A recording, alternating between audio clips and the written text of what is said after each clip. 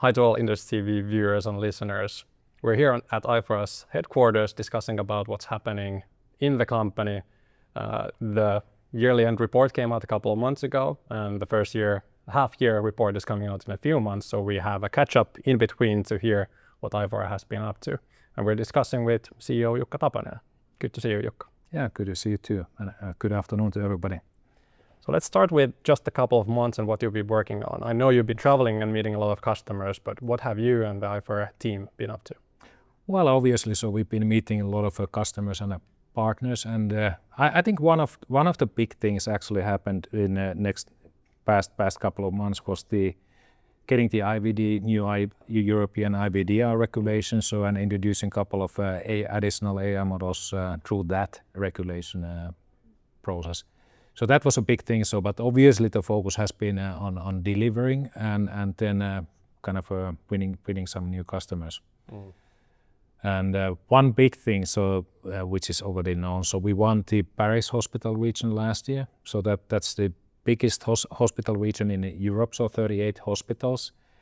And that's a good example, so that we have sold to couple of hospitals and one AI model, and there's an additional opportunity for 36 hospitals and additional eight AI models to be sold. So that type of a work we've been doing, so it's a kind of expanding on our existing customers and then of course acquiring new ones as well. Right. And I guess the customer with Paris Hospital District has helped you in France overall since you published the deal with Nantes University Hospital.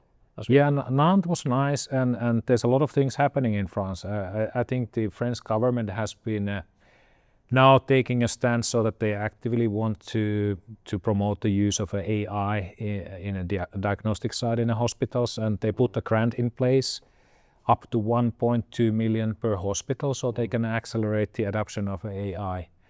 But winning the Paris was absolutely a key thing for the French market because it's the best reference in a country you can imagine. So thanks to that, we are perceived as a local player in France. We've been delivering AI models. It's in a production. So we are also in a public sector purchasing sites, so that we have done all that regulatory and approval processes that needs to be done to get into those kind of procurement mechanism in a country. So in a way that helps us. So if any French hospital wants to buy Aiforia solutions, so they can go to those sites and make a purchase. Right. Sure. But the reference value is probably the most important thing, obviously. Yeah, exactly. But either way, you're in a good position in France. Absolutely. Yeah. And how about the other deals? Of course, last time we spoke, you mentioned that you have a lot of sales conversations ongoing. And what you published now has been the Nantes deal, and then around year end you had a couple of deals. But how has the other discussions developed, and have there been any deals where Aiforia would have lost the customer? So we haven't lost any. So I think it's the same situation. Probably we don't know all the public tenders. Of course. But all of those that we've been participating, so we've been really successful. So and we won actually one NHS tender just recently, so that's one, but it's basically a hunting license type of a deal. So but we were actually chosen to be part of that, so that was a good news. Then we've been winning a couple of smaller hospital regions in Italy, so but they've been under the threshold that we typically publish, so we have an internal guideline, so that so it has to be 100 plus 100k type of a deal, or 100k per year type of a deal that we want to publish. But we won a couple of deals in the Q1, so we have won deals already in the Q2, and obviously now we are in a closing phase of the Q2, so I expect that in the next couple of weeks, so there will be some progress happening on that front as well. Yeah. Good to hear.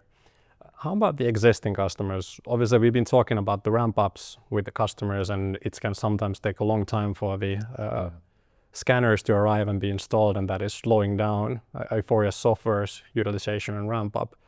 How has that progressed in general, and do you see the customers ramping up Aiforia successfully?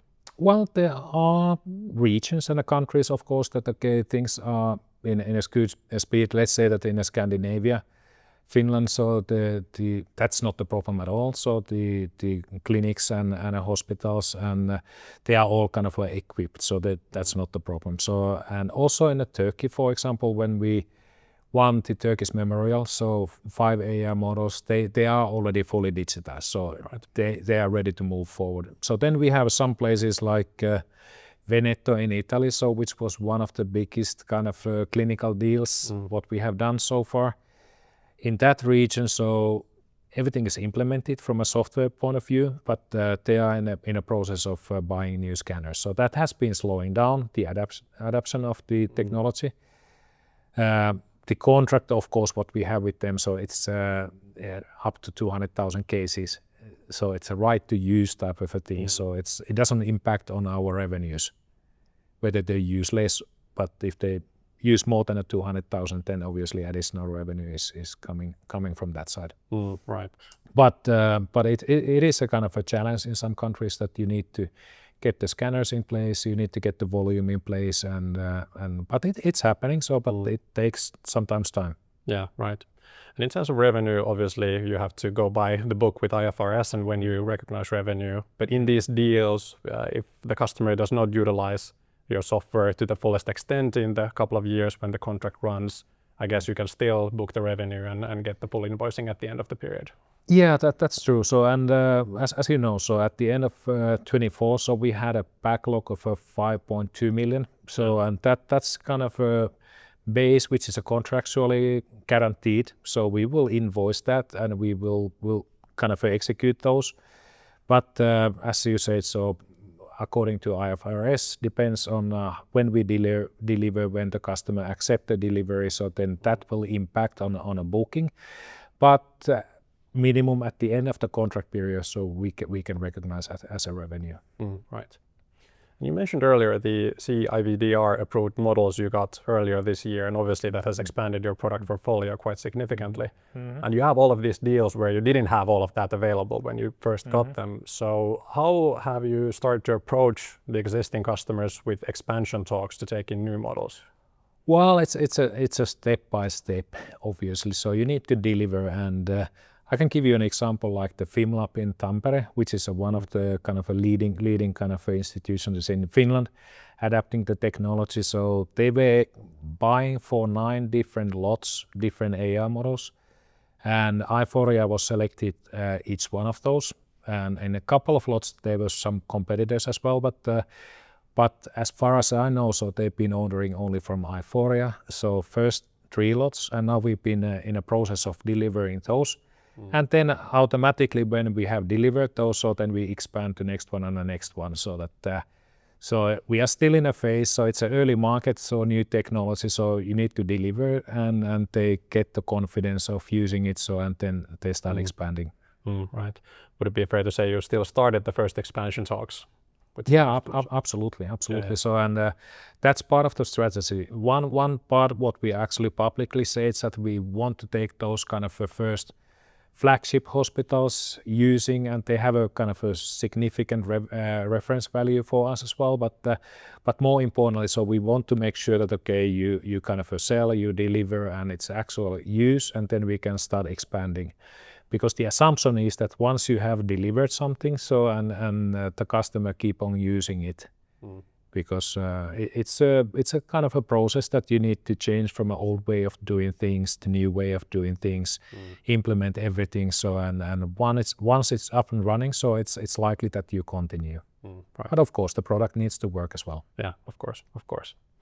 And finally, about the sales season still ongoing. Obviously, we're now living mid-June, but there are still months ahead. How does it work in this industry in general? How active are the buyers around the summer season?